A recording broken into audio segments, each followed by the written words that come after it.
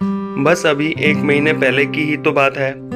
घर के पिछले भाग में माटी डालने का और प्लांट्स लगाने का काम रमन और कला इन पति पत्नी के जोड़े को दिया था। पहले दिन दोनों आए, दोनों ने खूब अच्छा काम किया। दूसरे दिन सिर्फ रमन आया, शायद कला बीमार होगी। उस दिन दोपहर में मेरे साथ खाना खाने के लिए मैंने रमन को बहुत आग्रह किया। कई बार उसे कहा कि मेरे साथ खाना खा लो, लेकिन वह माना ही नहीं। वो बोला कला नाराज हो जाएगी।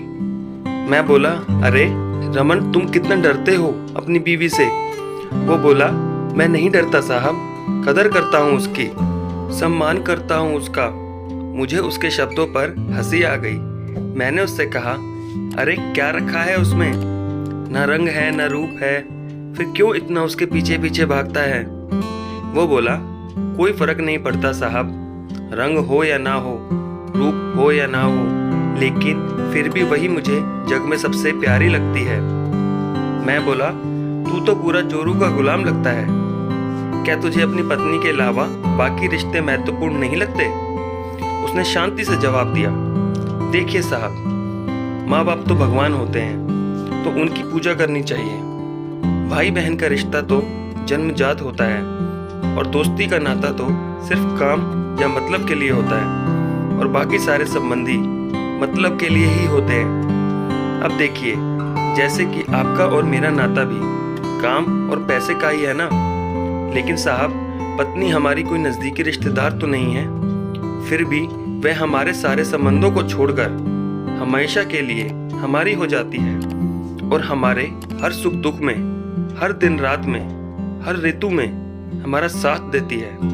आप मानो या न मानो, पत्नी सिर्फ एक रिश्ता नहीं है, वो कई रिश्तों का भंडार है। जब वह हमारी हर इच्छा पूरी करती है, हमारी देखभाल करती है, हमको लाड लगाती है, तब वह किसी माँ की भूमिका निभा रही होती है।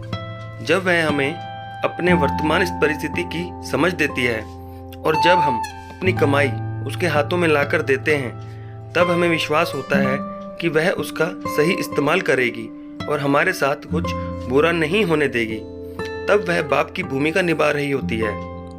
जब वह हमारे बारे में चिंतित होती है, और जब वह हमें हमारी गलतियों को बताकर उसे सुधारने का मौका देती है, तब वह किसी बहन की भूमिका में होती है।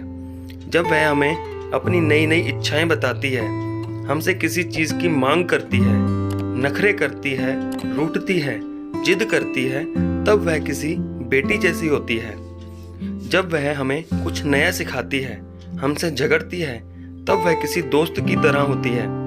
जब वह हमारे घर की और हमारे रिश्तेदारों की सबकी जिम्मेदारी अपने सिर पर उठाती है, तब वह मालकिन होती है।